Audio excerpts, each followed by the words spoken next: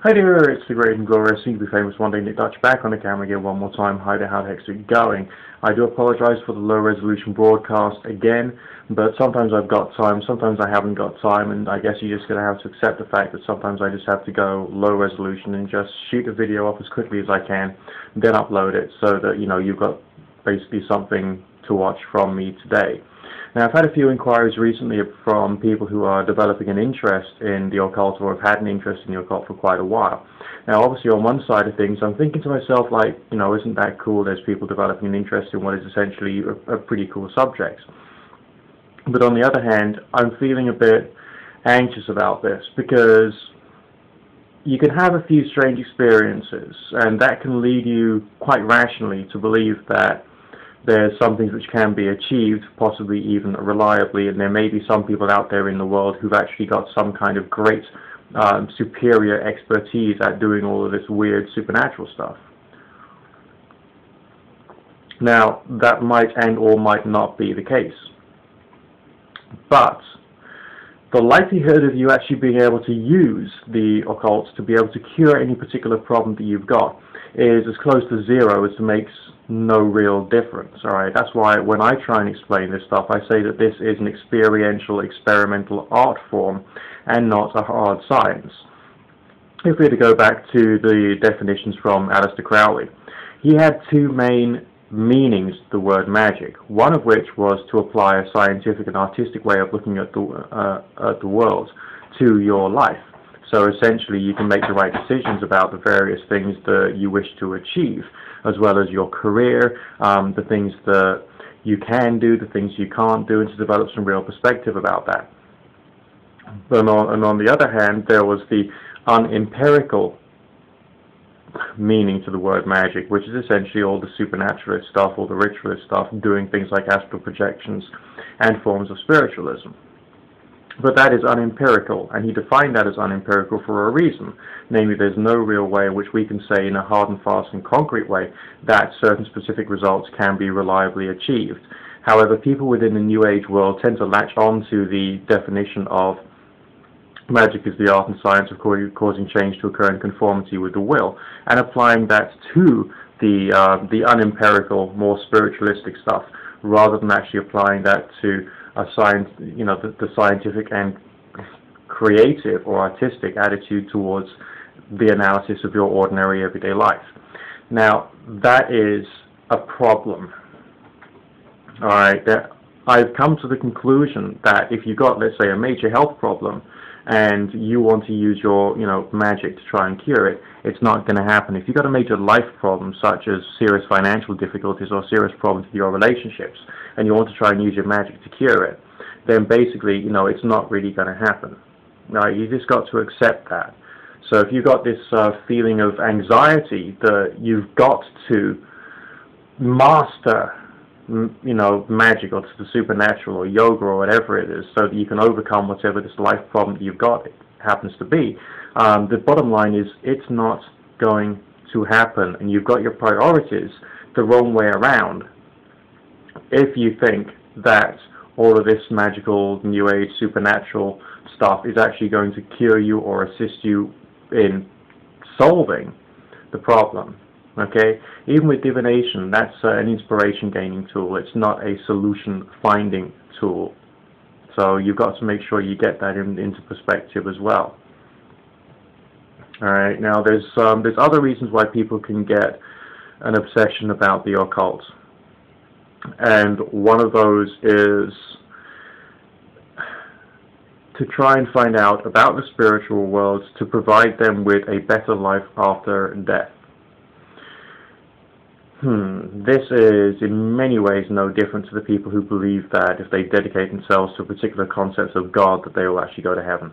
All right, as far as concepts is concerned, we don't have enough hard and fast knowledge. There are people out there in the world who say that we know that there's life after death, we know this, that, and the other, but they're talking bollocks, and they're talking bollocks, and they don't even know they are talking bollocks.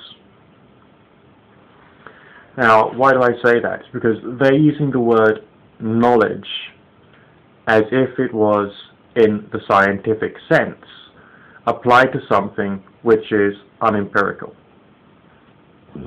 And so as a direct result of that, they are lying, but they don't know it. They're using the word wrong. I mean, there's such a thing as a religious knowledge, which is like a personal, intimate experience with a concept or a set of ideas, or indeed a personal experience. That's religious knowledge, all right? But that is not knowledge in a scientific sense. What it is essentially belief and experience. Maybe some of your experiences could hypothetically point to something, but they don't in practice point to something with the same level of reliability as something of a scientific nature. Alright? And that's why we need to get a balanced perspective. Yes, I personally would say that there are some paranormal things which are real, but that doesn't mean to say that even after 20, 30 or 50 years worth of studying this, that and the other, that you will then be able to cure diseases, mend relationships by the flick of a magic wand, solve your financial problems and all the rest of that. Well, what I am saying is that there are certain strange experiences which can occur, and generating these strange experiences or trying to generate these strange experiences can have an impact upon your ability to perceive what life is about. So I suppose it can give you forms of theological belief, it can give you forms of spiritual belief as a result of having an experience. Alright? Now, even if we go to the work of the parapsychologists, and we look at the Ganzfield studies, which is something that I'm talking about bit by bit on another particular video blog I've got called Nick Dutch Videos, there are some results which occur, but they're occurring within a certain statistical probability. They're not occurring within like 100% reliability.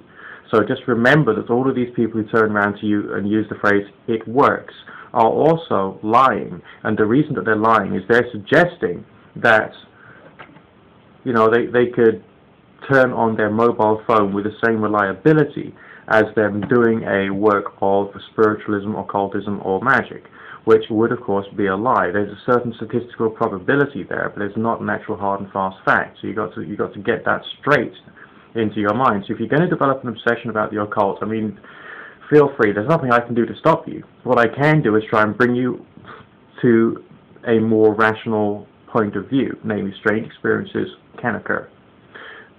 That's fun. That's good. And maybe, I don't know, maybe a few thousand years into the future, we as a species will be able to understand more about the interrelation between consciousness through intention and attention, as well as altered states of consciousness, upon things such as matter, upon other living systems, and upon distance communication, and therefore it could become something which can provide some forms of medical benefits in the future. It could provide some communication benefits in the future, possibly even some defense applications.